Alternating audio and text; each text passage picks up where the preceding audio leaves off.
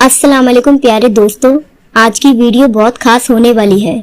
दोस्तों, हर बार की तरह इस बार फिर अब मुझे एक हसीन ख्वाब आया जो इमाम जाफर सादिक अलैहिस्सलाम पर दिखाई दिया। दोस्तों, आज सुबह इमाम जाफर सादिक अलैहिस्सलाम को मैंने ख्वाब में उनका जिक्र करते हुए देखा। उनकी पैदाइश से लेकर और भी चीजें देखी तो सोचा इमाम जाफर सादिक अलैहिस्सलाम पर एक वीडियो बनाया जाए ताकि ईमान और ताज़ा हो जाए।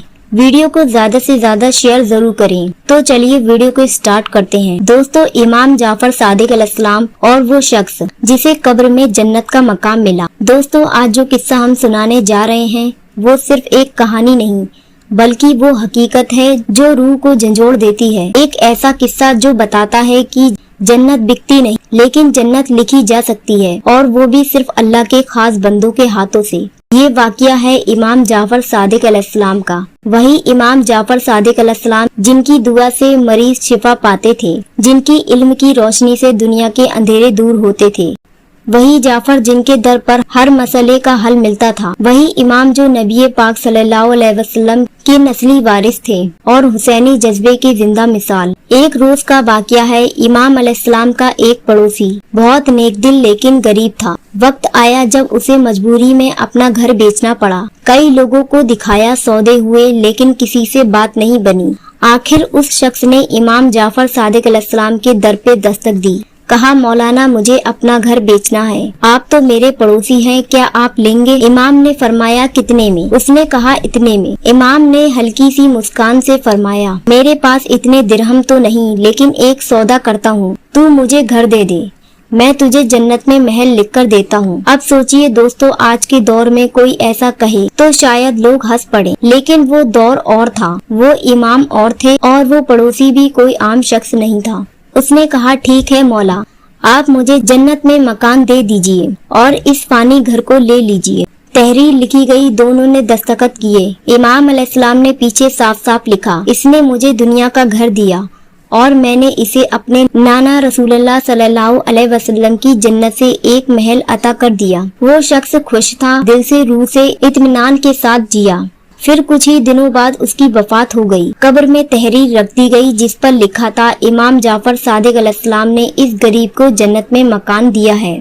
वक्त गुजरा, इमाम अलैहिस्सलाम हज के लिए रवाना हुए। इधर उस मरहूम का बेटा बड़ा हो गया, दुनियावी हवस बढ़ी, लालच जागा और वो इमाम के पास आया। कहा, आपने हमारे अब्बा से घर लिया, लेकिन हमें वो कागज चाहिए, हमें घर वापस चाहिए। क्या कयामत में जन्नत मिलेगी या नहीं, ये तो बात की बात है। इमाम ने देखा, चेहरे पे मायूसी नहीं थी बल्कि इम्तिहान का वक्त था। फरमाया, तुम्हारे अब्बा ने बेचा, मैंने खरीदा, अब ये घर मेरा है। पर बेटा नहीं माना। इमाम ने सख्ती से कुछ नहीं कहा, बस इतना कहा, अपने बाप की कब्र पर जाकर पूछ लो जो सौदा किया था वो सही था या नहीं। दोस्तों, जब वो बेटा अपने वालिद की कब्र पर गया, कब्र खोली गई तो क्या देखा, वही तहरीर, वही दस्तावेज साबुत पड़ा था और नीचे लिखा था एक नया पैगाम, मेरे बेटो, जाफर सादिक से लड़ना बंद कर दो। उन्होंने जो वादा किया था अल्हम्दुलिल्लाह वो वादा पूरा हो चुका है। जन्नत में जो मकाम मिला है वह इससे कई गुना ज्यादा बेहतर है। बस अब क्या था, उस बेटे की आंखों से आंसू बह निकले,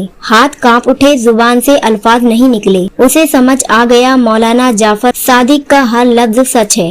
तो प्यारे दोस्तों, ये था उन इमाम का किरदार जो नबी के घराने से थे लेकिन जमीन पर रहकर आसमान के फैसले किया करते थे। वो इमाम जो कहते थे, अगर मुझसे नफरत हो गई हो तो मेरी सिफारिश मत करना, लेकिन अगर मोहब्बत करते हो तो मैं तुम्हारा हाथ पकड़कर जन्नत में ले चलूंगा। और हम आज के दौर में सोचते हैं कि एक दुआ पढ़ ली, एक रोजा रख लिया, बस जन्नत हमारी। जबकि वो इमाम रात भर रो रो कर इबादत करते थे, जमीन पर सजदे करते करते पेशानी पे निशान बना लिया करते थे। तो फिर हम कौन हैं? बस इतना समझ लो दोस्तों, जन्नत लफ्जों से नहीं किरदार से बनती है, और इमाम जाफर सादिक अलैहिस्सलाम का किरदार आज भी हमारे लिए रहनुमा है।